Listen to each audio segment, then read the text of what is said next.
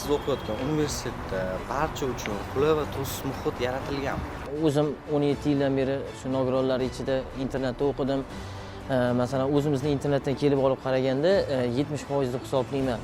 To'liq deb bo'lmaydi, lekin hozir harakatlar olib borilmoqda. Hammasi yaxshi, ular ichcha zal torlik qiladi. Bolalar ko'pda hozir jismoniy.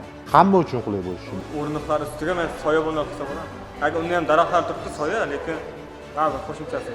Va universitetda eng zo'r sharoit yaratilgan joy qayerda? Siz uchun, hamma uchun. Eng zo'r kutubxona. Kutubxona.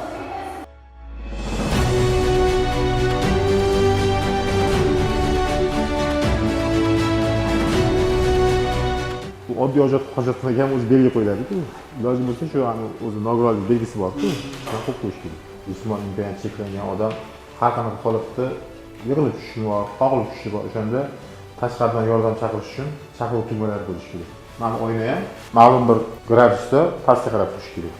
Shu amaldagi shaharsozlik norma qoidalariga asosan tutqich 30 sm uzunroq bo'lishi kerak pandusga nisbatan.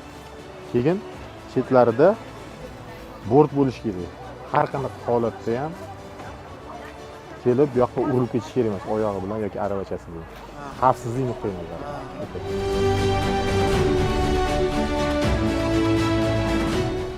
Ana mana bunaqa shaffof eshiklar ham atrofi kontrastli rang bilan ajralib turish kerak. Chunki qarang, zaif ko'ruvchi odam kelib bunga urilib ketadi. Siz ko'rasizmi buni?